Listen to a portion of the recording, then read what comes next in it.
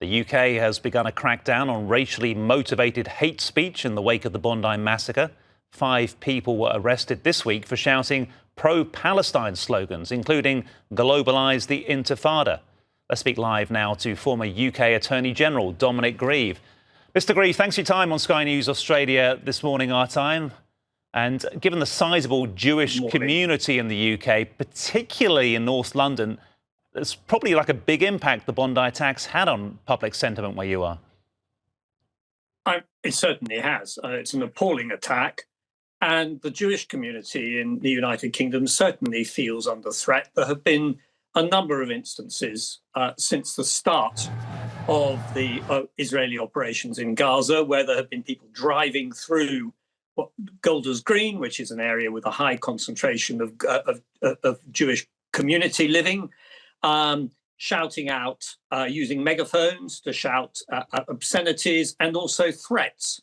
So it is a serious issue. And the police are clearly taking it seriously. But one has to face the fact that expressions like globalise the intifada have yet to be shown in a court of law to be sufficient to constitute a criminal offence. And we'll have to wait and see how the courts respond to that. I have no doubt that those people who are shouting it will come along and make some quite complex arguments that they're simply saying that they are denouncing Israel's activities. Yes. Although it's difficult to see how you globalise the intifada without actually committing criminal offences in a country like the United Kingdom. Yeah, what are the legislative changes being proposed? And as you say, how tricky is it to pin down the balance between free speech and stopping hate speech? Well, it can be very difficult. And I don't think the government is actually proposing changes to the law. It's just that the police, in response to what happened at Bondi, have taken the view that the sorts of commentary, such as globalise the intifada, the other one is from the river to the sea, Palestine will be free, constitute in fact statements of intent to use criminal or violent behaviour in the context of this country, and also threatening to an anti-Semitic in its content. But it is a grey area, and I think we have to accept that it's going to need the courts to determine, and often it depends very much on context. There's no doubt people have a legitimate right to protest and to complain about Israeli action in Gaza and in the West Bank, and indeed there will be many people in Britain who will be sympathetic to such protests. But there is a difference between that and what appears to be an incitement to generalised violence, which inevitably then targets the Jewish community, because as the Jewish community points out, if you're talking of globalising into intifada, who are you actually talking about being violent to if it's not in the context of Israel, the West Bank and Gaza? And the answer is, in all probability, the Jewish community in any country where you're doing it. That is therefore anti-Semitic and thoroughly criminal. We know that the UK at the moment has been awash with debate about immigration. We've seen Reform UK surging in the polls where you are. Has the Bondi attack given that narrative fresh impetus? There's an impetus. I'm not sure so much, I think, around immigration, although immigration, it has an impetus all of its own, the issues around it.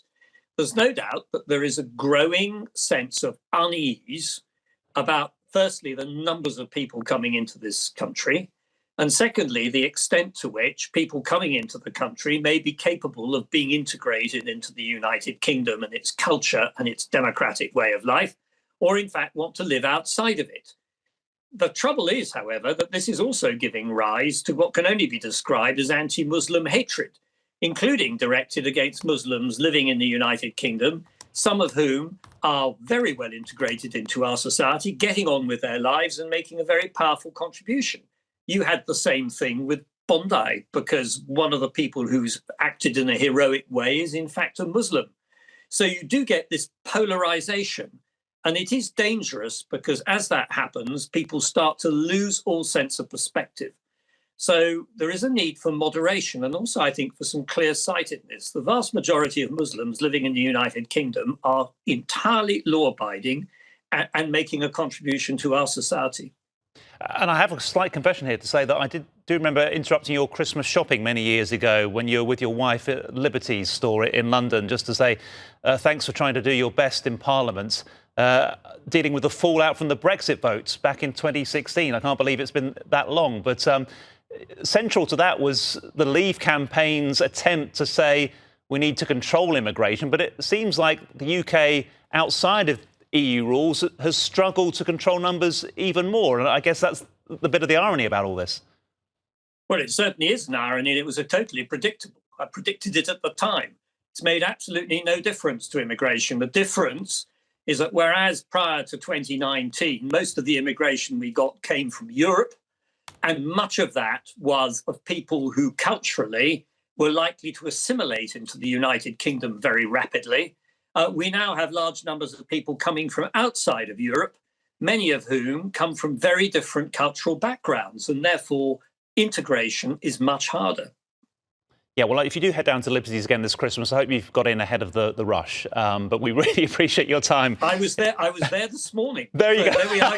You come round 6 years, almost to the day after the last time we spoke. I haven't got it done yet, so I'm very jealous of you. Dominic Grieve, we really appreciate your insight. We appreciate your time here on Sky News Australia this morning. That's the former Attorney General and former Conservative MP, Dominic Grieve.